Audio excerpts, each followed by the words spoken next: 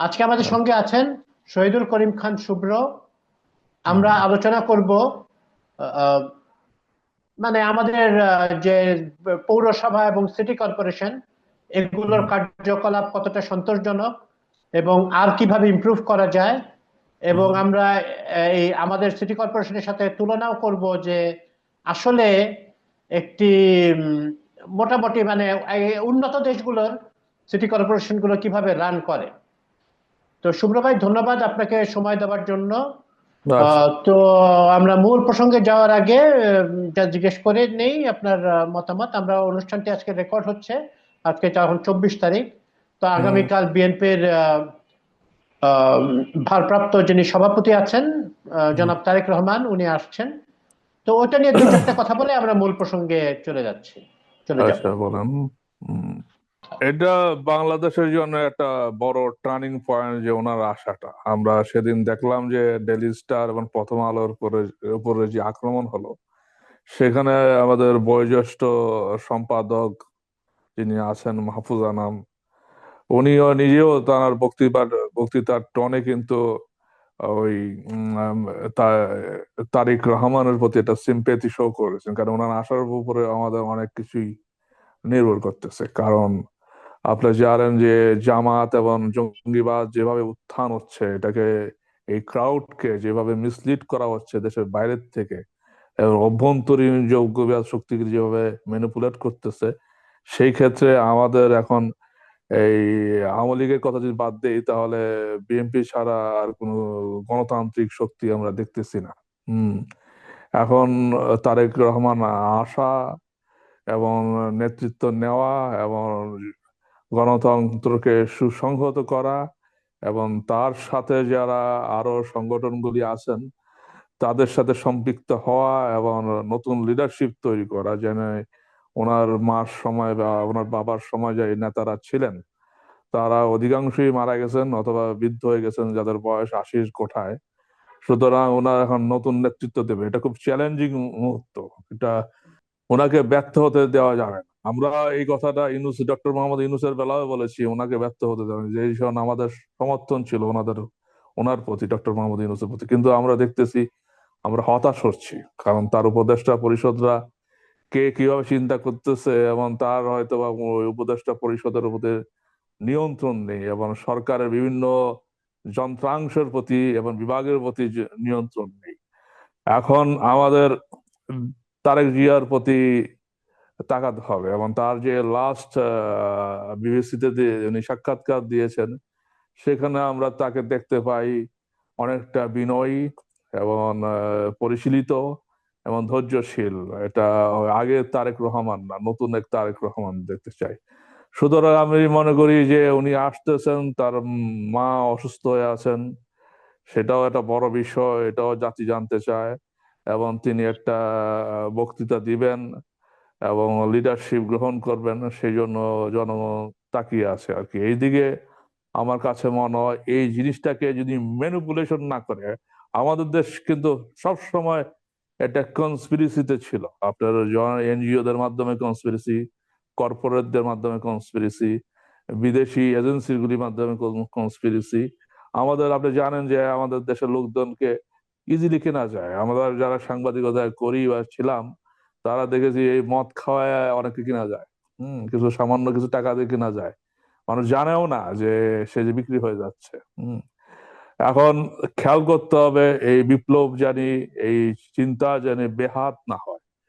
এবং আমরা সবাই আশা করতেছি তারেক জি আসার পরে আইন শৃঙ্খলার অবনতি হবে না, আরো উন্নত হবে, এবং একটা কন্ট্রোল জনগণে আসবে এবং সুন্দর একটা নির্বাচন হবে, এবং নির্বাচনের মাধ্যমে এক গণতান্ত্রিক শক্তি ক্ষমতা গ্রহণ করবে, যেখানে জঙ্গিবাদ, মৌলবাদ, মানুষকে পুড়িয়ে মারা, ধর্মকে ব্যবহার করা, এটি থাকবে না। এটাই আমরা চাচ্ছি আর কি। এমন আমি দেখলাম যে এই নুরুল কবির সাহেব, এই মতিউর রহমান, তারপর মাহফুজ আনাম, তাদেরও দেখলাম যে সবাই এখন তারেক জিয়ার দিকে তাকিয়ে আছেন। এটা কিন্তু একটা বড় বলিষ্ঠ মুহূর্ত। হ্যাঁ, আমরাও আশা করি যে তারেক রহমান আমাদেরকে হতাশ করবেন না। এবং আপনি যেমনটি বললেন, ওনাকে ব্যর্থ হতে দেওয়া যাবে না। এবং উনি হুম ব্যর্থ হলে দেশটা যেমন একটা অতল গহ্বরে পতিত হবে, তার হুম থেকে উত্তরণের উপায় আমাদের চোখে দেখা যাচ্ছে না। তো হুম আমাদের মূল প্রসঙ্গে চলে আসি। আহ, শুভ্র ভাই, নিশ্চয়ই আপনার মনে আছে আমরা এরকম বিষয় নিয়েই আলোচনা করেছিলাম কিছুদিন আগে, হুম কয়েক মাস হবে আগে। তো হুম আমাদের সিটি কর্পোরেশন এগুলো তো এক ধরনের মানে নির্বাচিত হয়ে থাকে, যদিও বিগত স্বৈরাচারের আমলে নির্বাচনের নামে অনেক ক্ষেত্রে প্রহসন হয়েছে, তারপরেও কিছু অপোজিশন টোকেন হলেও কিছু ছিল।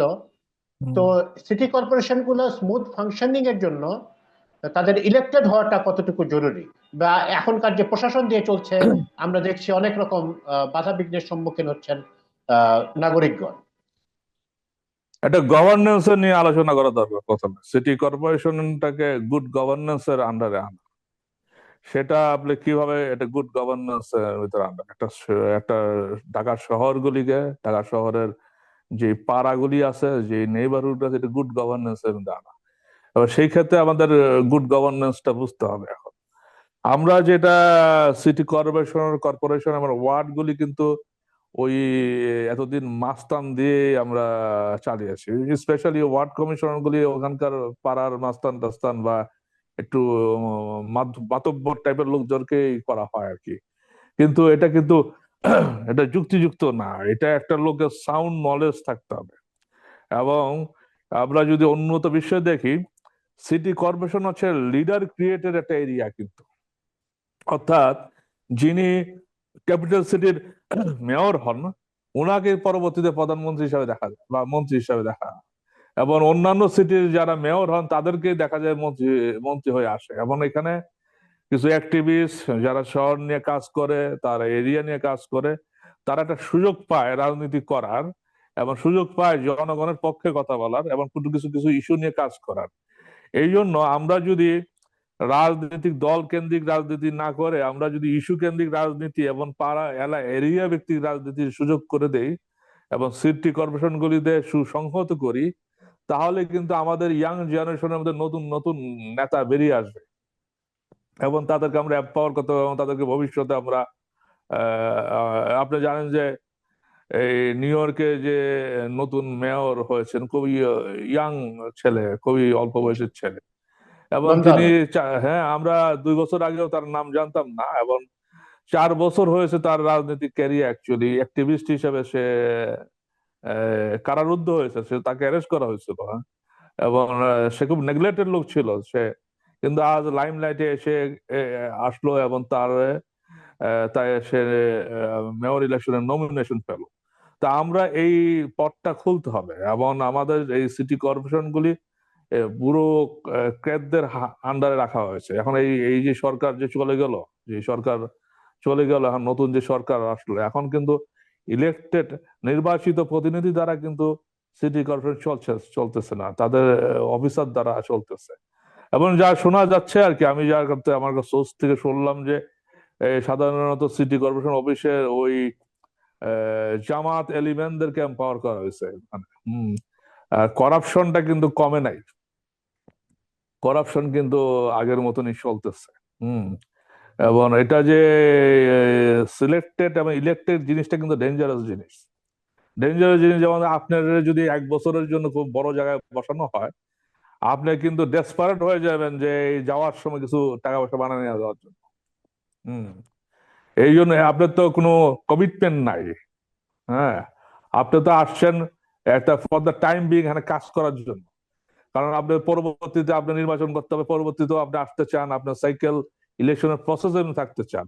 এই জন্য ইন্টারিম গভর্নমেন্ট, কেয়ারটেকার গভর্নমেন্টের এখানে একটা ঝামেলা আছে। এটা একটা চ্যালেঞ্জিং যে যারা এই স্বল্প সময়ের জন্য আসে, তারা জানে যে আমি তো আর জীবনে আসবো না, এটাই আমার শেষ আশা, আমি কিছু করতে পারি কিনা নিজের জন্য, এটা চিন্তা। এই জন্য এটা একটা রিস্কি জিনিস। এই জন্য আমার মনে হয় নির্বাচিত লোকদেরই আসা উচিত। এটা একটা কথা। আরেকটা হচ্ছে যে আমি ইদানিং একটু এই এলাকাটা ঘুরে দেখতেছি, আমার পার্শ্ববর্তী এলাকাতে। এটাতে একটু হতাশ হয়ে গেলাম। এখানে কয়েকটা পার্ক আছে, সেই পার্কগুলি বৃদ্ধদের আন্ডারে। বৃদ্ধদের আন্ডারে মানে হচ্ছে আপনার ফজরের আজানের সময় পরে এটা খোলে এবং 9টা সাড়ে 9টার সময় বন্ধ করে দেয়। আবার আসরের আজানের সময় খোলে, মাগরিবের সময় আবার বন্ধ করে দেয়। এবং কারণটা হলো আমি দেখলাম যে ওরা বলতেছে যে পরিবেশ অন্য পাড়ার অন্য জায়গা থেকে লোকজন আসে, ছেলেমেয়েরা আসে, অসামাজিক কার্যকলাপ হয়, নোংরা হয়, এই জন্য এখানে ওই টাইমে মানে সকালবেলা ফজরের পরে ওই বয়স্ক লোকরা যারা আছেন, ডায়াবেটিসের রোগী বা রিটায়ার্ড লোকরা তারা হাঁটেন। আবার আসরের পরে যারা আছেন তারা আবার বিকালে হাঁটতে বেরোন তাদের জন্য। কিন্তু পার্ক কিন্তু পৃথিবীতে সমস্ত জায়গায় শিশুদের একটা ইম্পর্টেন্ট জায়গা। শিশুদের কিন্তু খুবই একটা ইম্পর্টেন্ট দেওয়া হয় শিশুদের, কেমন তরুণদেরকে উপরে তরুণরা যাবে, বসবে, আড্ডা দিবে, বই পড়বে, কালচারাল প্রোগ্রাম হবে, এটাই কিন্তু পার্কের একটা চরিত্র। কিন্তু এইটা পার্কের চরিত্র একটা বিশেষ একটা গোষ্ঠীর জন্য।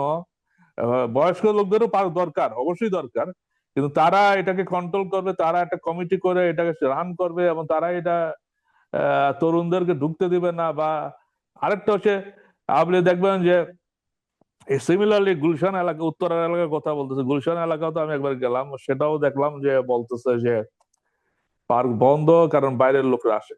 আসলে পাবলিক পার্ক হচ্ছে পাবলিক প্লেস। আপনি যদি অন্য গ্রিন রোড থেকে বা ধানমন্ডির থেকে গুলশান এলাকাতে যান বা গ্যান্ডারিয়ার থেকে যদি গুলশান এলাকা যান, আপনি যদি টায়ার্ড ফিল করেন, আপনার কোথাও বসার জায়গা দরকার পড়ে, আপনি পার্কে যেয়ে বসবেন, এটা আপনার রাইট। এটার মানে এটা না যে গুলশানের লোকরা ওটা যে বলবেন না। হ্যাঁ, হ্যাঁ, সে অবশ্যই, অবশ্যই।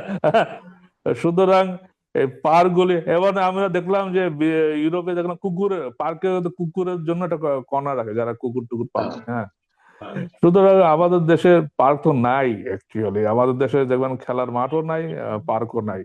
এবং যতগুলি পার্ক ছিল, খেলার মাঠ ছিল, সেগুলি তো আবার দখল হয়ে গেছে, মার্কেট হয়ে গেছে, অথবা রাজুকি প্লট বিক্রি করে সেল করেছে। আমি যতটুকু দেখলাম, অবজারভেশন করলাম, উত্তরাতে 1 নম্বর সেক্টরে একটা পার্ক ছিল, সেই পার্কটাতে এখন একটা ক্লাব হয়েছে, একটা মেডিকেল মেডিকেল কলেজ হয়েছে। এটা 90-এর দশকে একটা সুন্দর একটা পার্ক ছিল, আমি নিজেও গিয়েছি। কিন্তু এই পার্কটা এখন একটা রাজুকি অ্যালোকেট করছে একটা ক্লাবের জন্য। হম এখন আহ, জিনিসটা দেখা দরকার যে রাজুকটা কি, এটা সিটি কর্পোরেশন বোঝার জন্য রাজুকটা একটু বোঝার দরকার। রাজুক হচ্ছে দুইটা কন্ট্রাডিক্টরি ক্যারেক্টার। একটা হচ্ছে সে প্লট অ্যালোকেট করতেছে, আবার লাইসেন্স অ্যাপ্রুভালও দিতেছে। এখন সাধারণত ইউরোপে দেখা যাচ্ছে সিটি কর্পোরেশন অফিস বাড়ির অ্যাপ্রুভাল দেয়। হ্যাঁ, হ্যাঁ, হ্যাঁ, যেমন true. ধরেন যে আপনি আপনার জায়গাতে একটা বাড়ি বানাতে চান, আপনার ওই এলাকা সিটি কর্পোরেশন অফিসে আপনার অ্যাপ্রুভালের জন্য আপনার ডিজাইন সাবমিট করতে হবে। ওখানকার ইঞ্জিনিয়াররা এটা দেখবে, দেখে অ্যাপ্রুভাল দিবে। এবং আশেপাশের লোকদের কোন কমপ্লেইন আছে কিনা সেটার জন্য তারা তারা তারা একটা ভেরিফিকেশন করে। কারণ আপনি একটা বাড়ি করলেন, এমন জায়গায় যে জানালা করলেন যে পাশের বাসার লোকের ক্ষতি হচ্ছে বা ডিস্টার্ব হচ্ছে, হ্যাঁ, সেই জিনিসটা মাথায় এনে তারা করে। হয়তো আমাদের দেশে কিনে কতটুকু সম্ভব আমি জানি না, কিন্তু আমাদের ওইদিকে যেতে হবে। সুতরাং যেতে হবে। রাজুক, হ্যাঁ, রাজুক একদিক দিয়ে সে মানে রাজুকই হচ্ছে সবচেয়ে বড় করাপ্ট একটা অর্গানাইজেশন, যে ল্যান্ড আপনি অ্যালোকেট করতেছে, আবার ল্যান্ডের অ্যাপ্রুভালও দিতেছে। এটার জন্য আলাদা বডি হইতে পারে। রাজুক শুধুমাত্র, আমার কাছে মনে হয় শুধুমাত্র রাজুক অ্যাপ্রুভাল দিবে, অথবা অথবা ল্যান্ড ডেভেলপমেন্ট করবে, কিন্তু দুইটা একসাথে অথরিটি তা থাকতে পারে না। তো এটা আমার এটা মনে হয় সাংঘর্ষিকও এটা ব্যাপারটা। সাংঘর্ষিক ব্যাপার। এবং এটা নিয়ে বহুবার বলা হয়েছে যে একই অর্গানাইজেশন দুইটা কাজ কিভাবে করে। যিনি লাইসেন্স, যেমন ধরেন আমাদের আমাদের যে বিটিআরসি আছে, টেলিকমিউনিকেশনের অথরিটি আছে, তারা তো নিজেরা তো আপনার কাছে সিম বিক্রি করতেছে না বা মোবাইল ফোনের কানেকশন বিক্রি করতেছে না। তার তো লাইসেন্সিং প্রসেস, তার তো মনিটরিং প্রসেস। সুতরাং একই সাথে সে মনিটর, একই সাথে সাথে সে বিজনেসম্যান হচ্ছে, এটা তো হইতে পারে না। এটা তো একদম মানে কোথাও হতে একটা, পারে না। এটা আমার মনে হয় অতি দ্রুত এখন অতি ভবিষ্যতে যেই সরকার আসবে তাদের একটা মনোযোগ দেওয়া উচিত।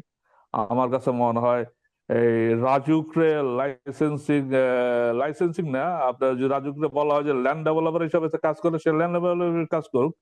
আর সিটি কর্পোরেশনকে অ্যাপ্রুভালের বিষয়টা সিটি কর্পোরেশন নিয়ে আসতে পারে। আচ্ছা, এটা নিয়ে। আমরা জি শুভ্র ভাই, আপনি হ্যাঁ, হ্যাঁ। খুবই খুব পার্টিনেন্ট একটা অবজারভেশন দিয়েছেন। হুম, তো আমরা আবার ফিরে যাচ্ছি যে ইয়ের প্রসঙ্গটা। আপনার একটা কথা ছিল যে কাউন্সিলর ইত্যাদি ওয়ার্ডের ওনারা হুম, একটা হয় মাস্তানি ব্যাকগ্রাউন্ড অথবা মাতব্বর শ্রেণীর লোক, এদের হাতেই চলে যাচ্ছে। হুম, জি। আমি যেটা দেখছি মানে অ্যাপ্লাইং আমার যে কমন সেন্স আছে, হুম, যে ইন্টারিম গভর্নমেন্টের তো একটা সমস্যা আছে, যে হুম, তাদের 1 বছরের ভিতরে চলে যাবে, তারা এসে তারা কতটুকুই বা করতে পারে, বা এর হুম, ভিতরে অনেকেরই মানে প্রলুব্ধ হতে পারেন যে হুম, কিছু মালপানি কামায় নেওয়ার জন্য। হুম। কিন্তু একটি রাজনৈতিক সরকার যখন ক্ষমতায় আসে, তখন কি আমরা আবার ব্যাক টু স্কোয়ার ওয়ান হয়ে যাব না? তখনও কি ওয়ার্ড কাউন্সিলর গুলো তো এলাকার মাস্টাররাই আবার তাদের হাতে চলে আসবে না?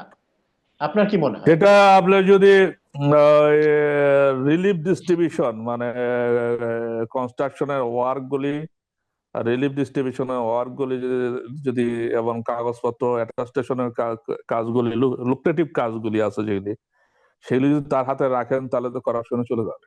হম। আপনি তো প্রথমত তো গভর্নেন্সের বিষয়টা আনতে হবে, যে সে তার বলতে হবে যে তার এই সিটিটাকে, ধরেন ধরেন একটা পুরান ঢাকার একটা সিটিটা, সেটাকে কিভাবে অর্গানাইজ করবে, ডেভেলপ করবে, সেটার একটা প্ল্যানিং তার দিতে হবে আগে। সেই প্ল্যানিং দিলে তখন জনগণের কাছে সেই প্ল্যানিং নিয়ে যাবে যে আমি ট্যাক্সের মাধ্যমে এত টাকা আদায় করবো এবং গভর্নমেন্টের কাছে তো এত টাকা চাবো এবং আমি এই কাজটা আমি করব। এখন আমাদের দেখছি যে ওয়ার্ড কমিশনার অ্যাকচুয়ালি কোনো কাজ থাকে না। স্পেশালি স্পেশালি একটা জিনিস দেখবেন যে এই এলাকাতে যে ওয়ার্ড কমিশনার গুলি আছে এবং ওখানকার সমিতি, কল্যাণ সমিতি, আদার সমাজ সমিতিগুলি আছে, হ্যাঁ, এরা এরা অধিকাংশই দেখবেন যে কনস্ট্রাকশন ব্যাকগ্রাউন্ডের, কন্ট্রাক্টরি ব্যাকগ্রাউন্ডের, ইঞ্জিনিয়ারিং ব্যাকগ্রাউন্ডের আছে, বা সামহাও তারা কানেক্টেড। এটার কারণ হচ্ছে ওই যে রোডের কাজ পাইতে পারে বা কোনো কিছু বানানোর কাজ, স্কুল কলেজ বানানোর কাজ, তো ওদের টার্গেটটা থাকে ওইদিকে। হম। তো এই জিনিসটা আমার কাছে মনে হয় ওয়ার্ড কমিশনারদের হাতে এই জিনিসগুলো রাখার দরকার নাই।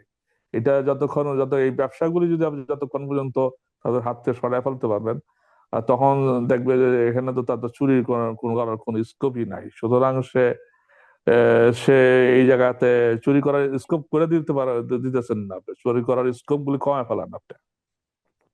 যেটা আমি বলতেছিলাম যে ট্যাক্স অফিসার জানি আপনার বাসায় এসে নক না করতে পারে, বা আপনার দোকানে এসে নক না করতে পারে। ট্যাক্স পেমেন্ট সিস্টেমটা আপনি অনলাইন করে দেন, আপনার ট্যাক্স অফিসার আপনারও চিনবেন না, আপনিও তারা চিনবেন না, সুতরাং আপনার কাছে টাকা চাইতে পারবেন না। সুতরাং এরকমই এখানেও আপনার কন্ট্রাক্টরি কনস্ট্রাকশনের কাজগুলি, ব্যবসা কাজের কাজগুলি তার কাছে রাখবেন না। হম। হ্যাঁ, এইটা একটা সেটা তো ঠিকই আছে। সরি টু ইন্টারাপ্ট, কিন্তু হ্যাঁ। এটার জন্য তো একটা পলিটিক্যাল উইলের প্রয়োজন, রাজনৈতিক অবশ্যই সদিচ্ছার পলিটিক্যাল প্রয়োজন। পলিটিক্যাল অবশ্যই পলিটিক্যাল উইলের প্রয়োজন, প্রয়োজন। কারণ হচ্ছে আরেকটা জিনিস দেখবেন যে এই লোকগুলি, ওয়ার্ড কমিশন গুলি লোক সাপ্লায়ার।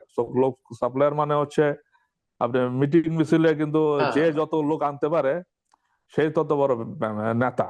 আপনি দেখবেন যে ওই সে টঙ্গীর থেকে যিনি 2 লক্ষ 3 লক্ষ লোক নিয়ে আসতে পারে সেই বড় নেতা।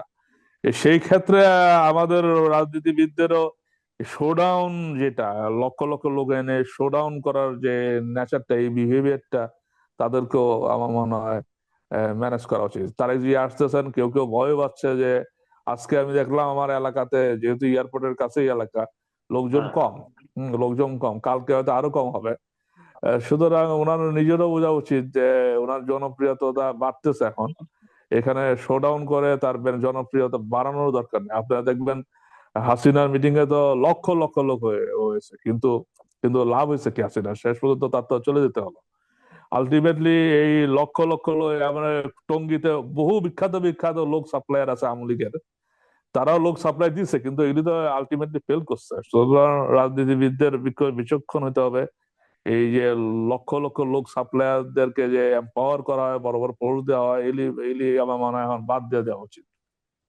জি জি, অবশ্যই এটা বাদ দেওয়া উচিত। কিন্তু ওনারা করবেন কিনা, ওনারা গতানুগতিক বা পুরানো বন্দোবস্তের এটা যদি রাজনীতিতেই অতীত থেকে যদি থাকতে শিক্ষা আগ্রহ না আগ্রহ নেয়, আছে। অতীত হ্যাঁ, থেকে যদি শিক্ষা না নেয় তাহলে তো কিছু করার নাই। কারণ আপনারা দেখছেন যে আপনার এরশাদ পদত্যাগ করতে বাধ্য হয়েছেন, আপনার লক্ষ্য করেছেন, আপনার বিএনপি তো একটা শোচনীয় অবস্থা পড়ে হ্যাঁ, গেছিল। হ্যাঁ, এই হাসিনা লৌহ মানবী ছিল, বলা হয়তো লৌহ মানবী, মানবিনী, উনিও এই বাংলাদেশ ছেড়ে পালিয়ে গেছেন।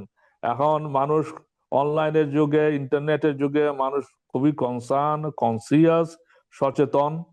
আমার কাছে মনে হয় না আগের মতন সিস্টেমে যদি এই বিএনপি চালাতে চায় বা অন্য রাজনৈতিক দল, এটা আমার মনে হয় না ফিউচার আছে। আপনার জি। লক্ষ্য করবেন যে আমাদের দেশকে ফ্যানাটিক দেশ বলা হইতো, কিন্তু ইদানিং আপনারা দেখবেন যে এই যে প্রথম আলো, তারপর ধর্মীয় কারণে যে হ্যারাস হয়েছে, এই জনগণ কিন্তু আবার কিন্তু এটার এগেনস্টে দাঁড়ায় গেছে। হম। সত্যি। মানুষের মধ্যে একটা এখন জ্ঞান বিচক্ষণতা ডেভেলপ করতেছে। এবং আর এই আমরা আশা করি যে আরো ডেভেলপ করবে। তো অবশ্যই এখন ডেভেলপ করবেন। জি। জি, এখন যে আমাদের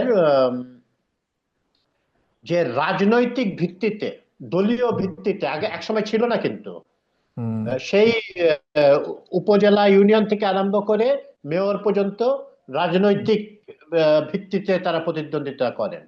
তো এই রাজনৈতিক ভিত্তিতে এটা এই এই এক্সপেরিমেন্টটা আমরা এগ্রি করেছি যে এটা মোটামুটি ফেল করেছে। তো আমাদেরকে আবার মানে অরাজনৈতিক ভিত্তিতে আহ, এই সিটি কর্পোরেশনের ইলেকশন গুলো করা এখন উচিত। এখন আমি যেটা দেখতেছি যে বিএনপি যাদেরকে এমপি ইলেকশনে নমিনেশন দিয়েছে, এই লোকগুলি আমার কাছে মনে হয় তারেক জিয়া বহুদিন দেশে ছিল না, এবং বিএনপি রাজনীতি করতে দেওয়া হয় নাই, এবং বিএনপি ওই রকম বড় এতদিনে বড় ভালো কোনো লিডারশিপ আসে নাই। আমার কাছে মনে হচ্ছে যে যাদেরকে মেয়র নমিনেশন দেওয়া হয়েছে, তাদের ব্যাকগ্রাউন্ড নিয়ে কিছু প্রশ্ন আছে। হ্যাঁ, তারা কতটা এফিসিয়েন্ট, কতটা ভালো লোক। যেহেতু উনি দেশের বাইরে থাকেন, আমার কাছে মনে হচ্ছে যে নতুন গভর্নমেন্ট হয়তো বা একটা এক্সপেরিমেন্টাল গভর্নমেন্ট হইতে পারে। হুম। এবং এক্সপেরিমেন্টাল গভর্নমেন্ট হইলে সেই ক্ষেত্রে আমার কাছে মনে হয়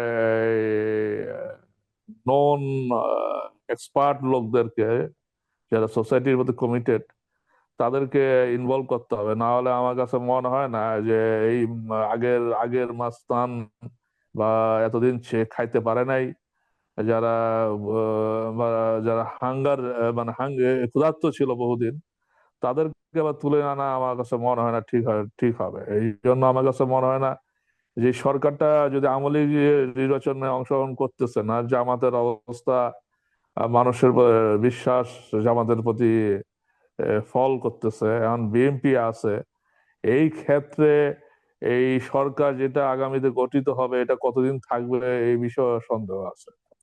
আবার যাদেরকে নিয়ে সরকার গঠন করবে এরা কতটা রাষ্ট্র চলাতে এক্সপার্ট সেই বিষয়ে সন্দেহ আছে। যেহেতু ঢাকা সিটিটা একটা বাংলাদেশের প্রাণ, এটাতে আপনার 2 কোটির উপরে লোক থাকে বলে বলা হচ্ছে, এতগুলি ওয়ার্ড আছে।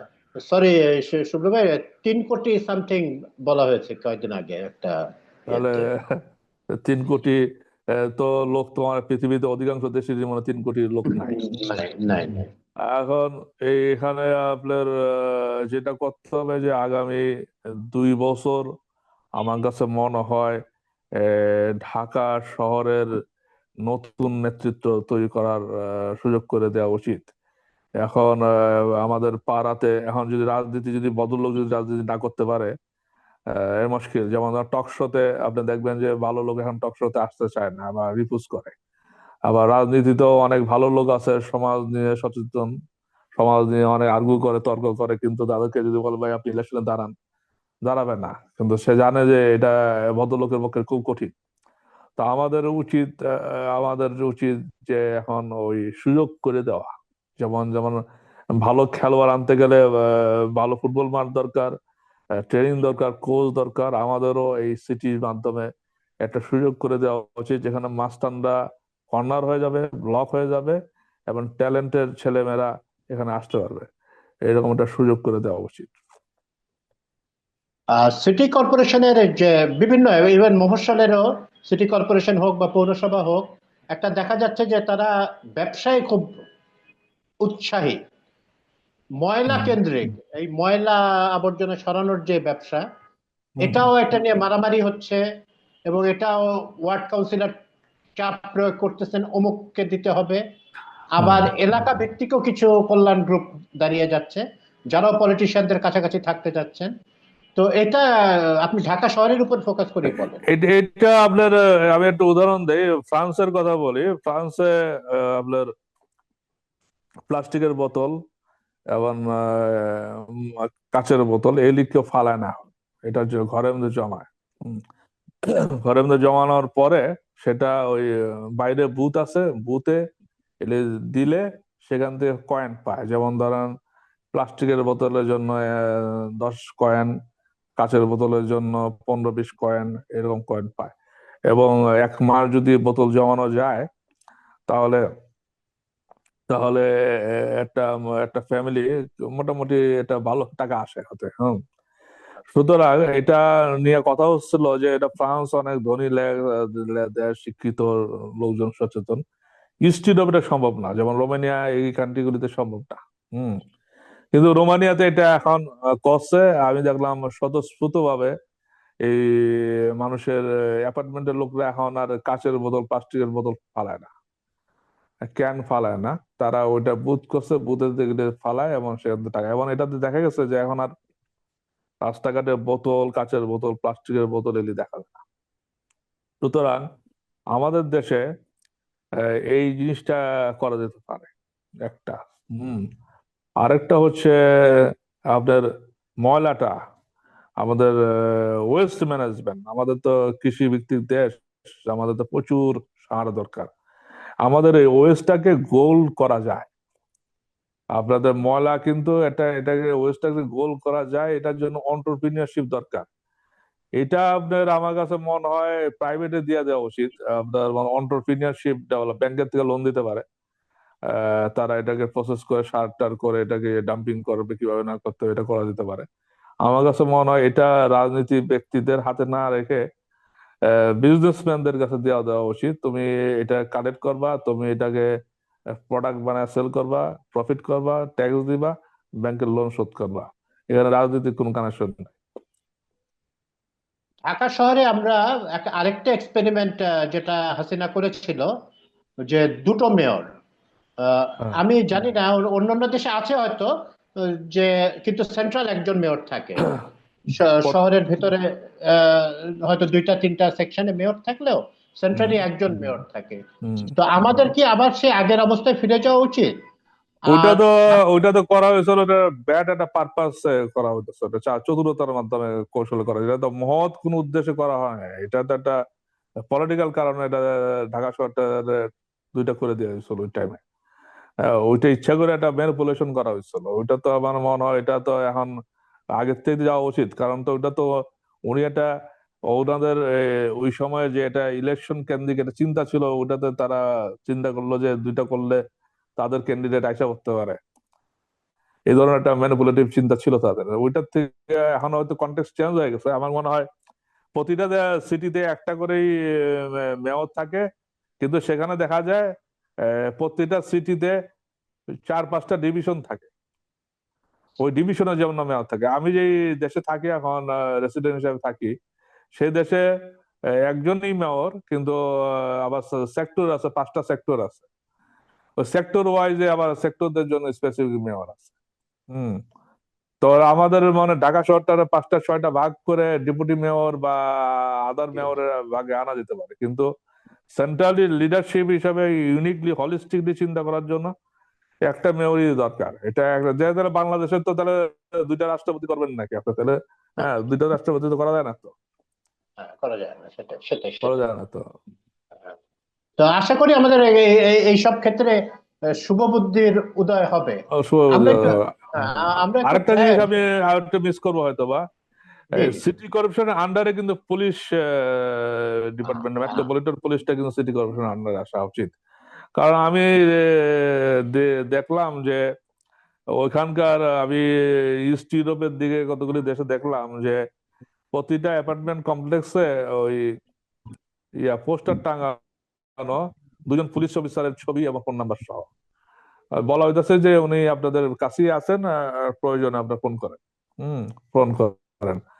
তাহলে মানে আমাদের এটা যদি মেট্রোপলিটন পুলিশটা যদি আমাদের নেতাদের আন্ডারে থাকে, যাদেরকে লিডারশিপের আন্ডারে আমরা আছি, তাহলে পুলিশের মধ্যে আমাদের যোগাযোগটা আরো ভালো হবে। কারণ অনেকে থানায় যেতে চান না, ভয় পান। হ্যাঁ, হ্যাঁ, থানার পুলিশদের ব্যবহার একটু খারাপ হতে পারে, টাকা চাইতে পারে বা আদার অনেক, এটা ঐতিহাসিক কারণে আমাদের সাথে পুলিশের একটা ডিস্টেন্স আছে, আমরা পুলিশ পছন্দ করি না বা যেতে চাই না। হম এটা যদি আমাদের এই পাড়ায় আমাদের যারা নেতা আছেন তার আন্ডারে থাকে, আমি যদি কোনো বিপদে পড়ি, ওখানে যাই, পুলিশ হয়তো বা আমার সাথে ঘুষ খেতে বা আমাকে সাথে খারাপ ব্যবহার করার সুযোগটা পাবেন না, কারণ এটা তো উনি তো লিডারের আন্ডারে আছেন। এই জন্য মেট্রোপলিটন পুলিশটা আমার কাছে মনে হয় এটা এটা ওয়ার্ড ওয়ার্ডে এবং ওয়ার্ডে থাকবে, যেখানে আপনার ওয়ার্ডের এই পুলিশ ফাঁড়ির নেতৃত্ব থাকবে ওয়ার্ডের, এবং সিটি সিটি কর্পোরেশন আন্ডার থাকবে মেট্রোপলিটন পুলিশ। এবং ট্রাফিক পুলিশও থাকবে। যেমন ধরো আমি এই উত্তর, এখন তো অবাক হয়ে গেলাম যে ঢাকা শহরে এখন যে জায়গায় আমি 4 বছর আগে 5 বছর আগে ট্রাফিক পুলিশ দেখছি, এখন ওই জায়গায় পুলিশ নাই। হুম এখন আপনি কার কাছে পুলিশ চাইবেন? আপনার যদি ওই আপনার নেতা থাকে, নেতার কাছে যা বলতে পারেন যে আমার রোডে তো হিউজ ট্রাফিক জ্যাম, আমার তো দিনের বেলা রাস্তা পার হতে পারি না, একটা পুলিশ দরকার। সুতরাং আমার মনে হয় মেট্রোপলিটন পুলিশটা, মেট্রোপলিটন মানেই তো হচ্ছে এটা সিটির আন্ডারে থাকবে,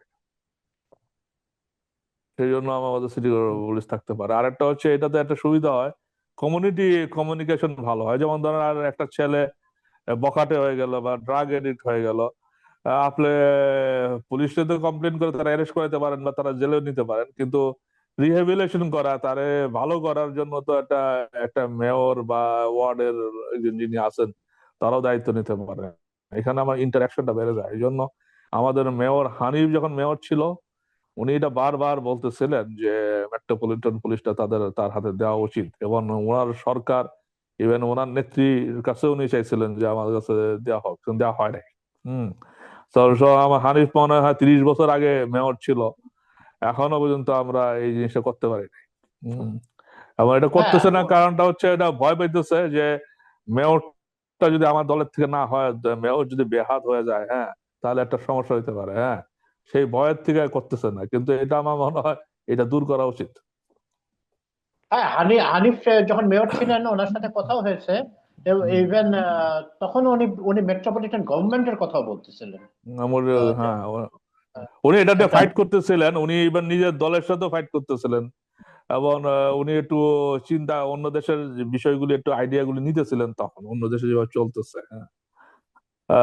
আমি ওই ইস্ট ইউরোপের একটা শহরের মেয়রের সাথে আলাপ করলাম। উনি আবার নিউ ইয়র্কের একজন মেয়র ছিলেন, তার একটা বই ছিল, এবং উনি বলতেছেন যে আমি অলওয়েজ বিশ্বের অন্যান্য শহরগুলি কিভাবে পরিচালিত হয় সেইগুলি নিয়ে পড়াশোনা করি, চিন্তা করি, এবং সেটা আমার ছোট শহরে বাস্তবায়ন করার চেষ্টা করি। এই ধরনের সিনসিয়ারিটি মানুষের মধ্যে থাকতে হবে, না হলে তো হবে না। এটা তো একটা, ইভেন আমার মনে হয় ঢাকা শহর নিয়ে রিসার্চ করারও ইনস্টিটিউট দরকার একটা।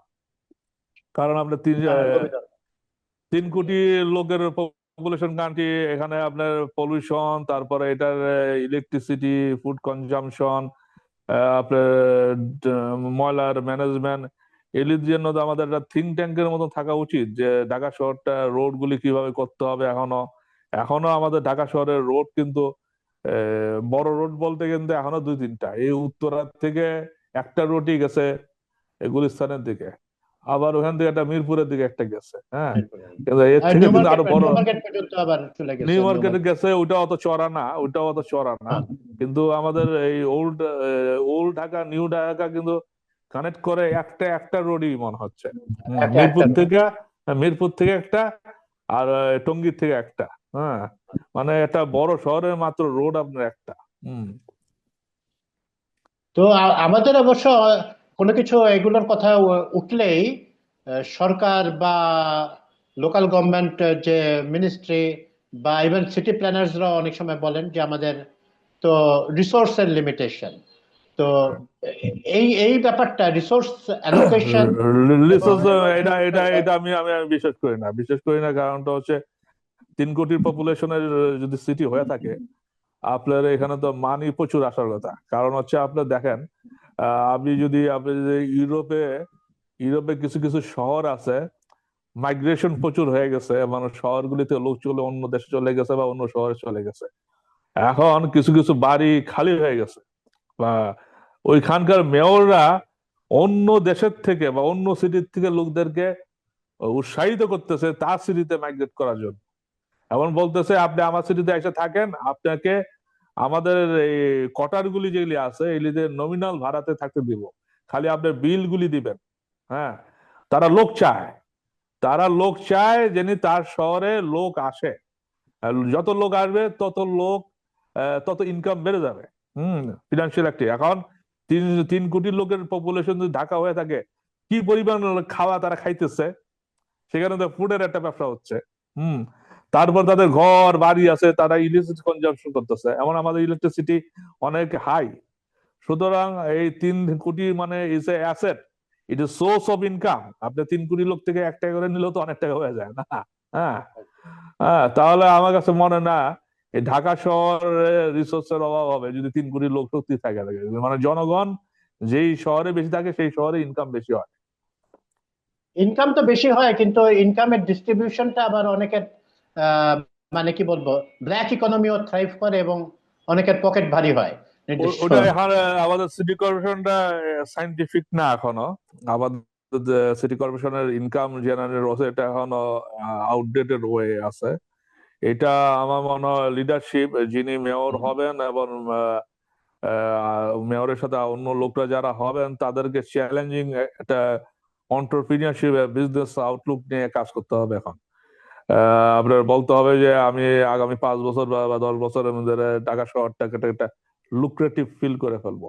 হ্যাঁ, এটা বলতে হবে। এটা এটা না যে আমি মেয়র হইলাম, আমার সরকার টাকা দিবে, আমি চলাবো। প্রতি বছর আমি এটা বাজেট করব, আমার সরকারের কাছে আমি টাকা চাবো, সরকার দিবে।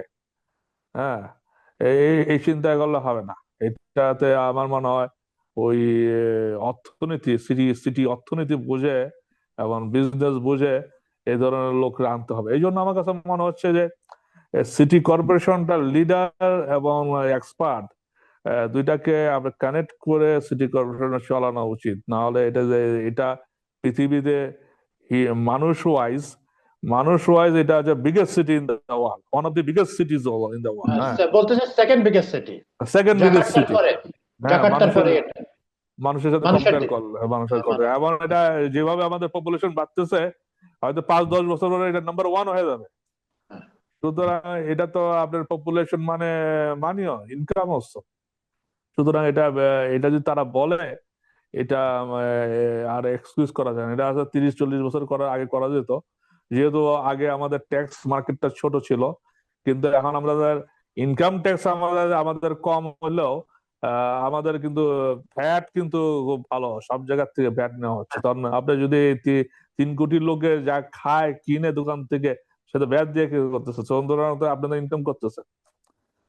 ভ্যাট ভ্যাট তো এখন এখন কথাটা হচ্ছে ভ্যাটটা তো আর সিটি কর্পোরেশন নেয় না, ওটার জন্য গভর্নমেন্ট হ্যাঁ, নিতেছে। এখন ওইটা দেখেন, ওই ওইটা ওইটাও আমাদের একটা সংস্কারের দরকার আছে। সংস্কারের দরকার আছে, সংস্কারের দরকার আছে। আচ্ছা শুভ্র ভাই, আমরা আলোচনার এই পর্যায়ে এসে একটি কথাও আমরা এক্সপার্টদের কাছ থেকে বা হ্যাঁ সিটি ফাদার্সদের কাছ থেকেও শুনতে পাই যে হুম, রাজধানী শহরের উপর এতটা চাপ, হুম, এতটা প্রেশার, মানে জনসংখ্যার বলেন বা বিভিন্ন জেলার থেকে হুম, বা উপজেলার থেকে, ইউনিয়ন থেকে সবাই ঢাকায় আসেন। তো হুম, এটা এই চাপটা তো আসলে ঢাকার আনবিয়ারেবল হয়ে যাচ্ছে অনেকের মতে। হুম, হুম। তো এর থেকে মুক্তির উপায় কি? আমাদের কি আসলে একটা ফেডারেল কাঠামোর দিকে যাওয়ার চিন্তা করতে হবে এই নাকি? এটার কাঠামোটা হচ্ছে আপনার সিটি কর্পোরেশন অন্যান্য প্রত্যেকটা সিটি কর্পোরেশনের এম্পাওয়ার করে। যেমন ধরেন সচিবালয় আমাদের যেতে হয় কাদের জন্য, তার এটা অন্যান্য দেশে কিন্তু সচিবালয়ে তেমন একটা যেতে হয় না। আপনার সাধারণত সাধারণত যেমন ধরেন আমি যে জায়গায় একটা ছোট শহরে ছিলাম, ওখানে ইমিগ্রেশনের জন্য ওখানেই একটা অফিস আছে। হম ওখান থেকে আপনার কাজ সার্ভিস গুলি দিতেছে।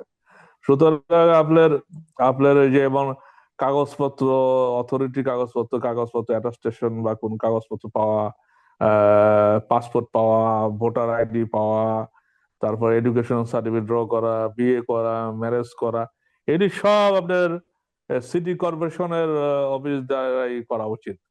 সুতরাং তাহলে রাজশাহীর লোকটা ঢাকায় আসার দরকার পড়তেছে না। হম সেই জিনিসটা একটা করা উচিত। আরেকটা হচ্ছে যে আমাদের ইকোনমিক, মানে ঢাকা শহরে মানুষ আসে আর একটা কারণে, সবাই যে শখ করে আসে না, এটা ইকোনমিক মাইগ্রেশন হচ্ছে। মানে ঢাকা শহরে আসলে চাকরি পাওয়া যাবে, ঢাকা শহরে আসলে ব্যবসা পাওয়া যাবে, অপরচুনিটি পাওয়া যাবে। কিন্তু এই জিনিসগুলি আমাদের ডিসেন্ট্রালাইজেশন করতে হবে, যেমন অপরচুনিটি গুলি আপনার অন্য শহরগুলিতে ক্রিয়েট করতে হবে এবং এটা লুক্রেটিভ করতে হবে, মানুষকে এনকারেজ করতে হবে তুমি তোমার দেশে থাকো। আর একটা হচ্ছে যে আপনার ঢাকা শহরে থাকতে গেলে আমি বলছিলাম একবার পারমিশনের একটা ব্যাপার, যেমন ধরেন আপনার এটা আপনি আগেও বলেছেন, আগের আলোচনাও বলেছিলেন আপনি। রিজন ছাড়া আপনি ঢাকা শহরে থাকার আমার মনে হয় না।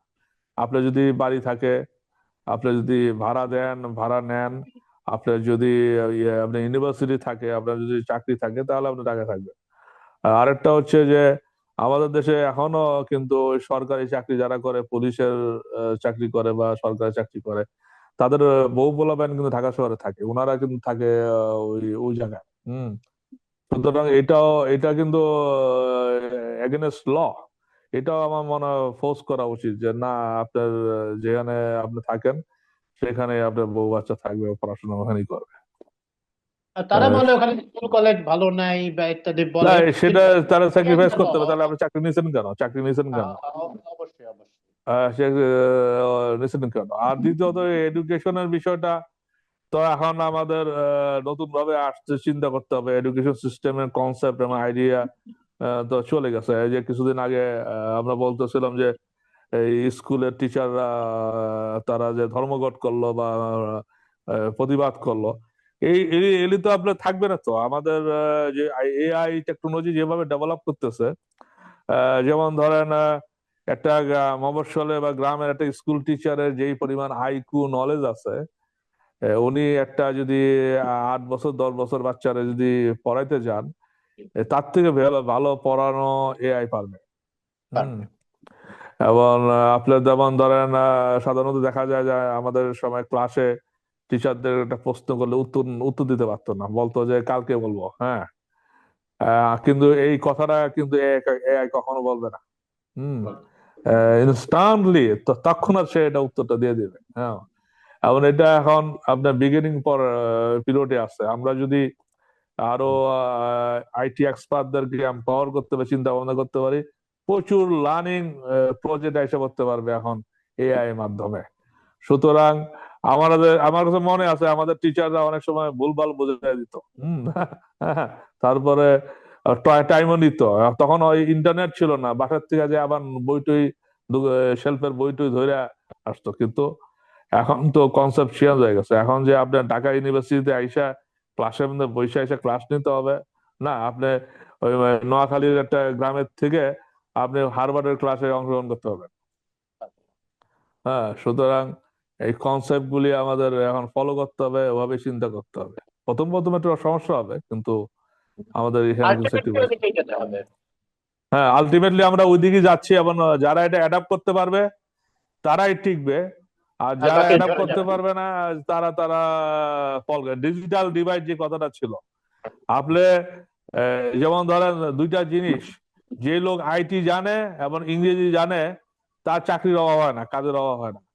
আর যে দুইটা জিনিস জানে না, তার কাজের অভাব হয়, কমিউনিকেশন অভাব হয়। আপনি যতই জ্ঞানী হন কেন, হন না কেন, আপনি আইটি জানেন না অথবা ইংরেজি জানেন না, তাহলে তাহলে আপনি কাজ করতে পারবেন না।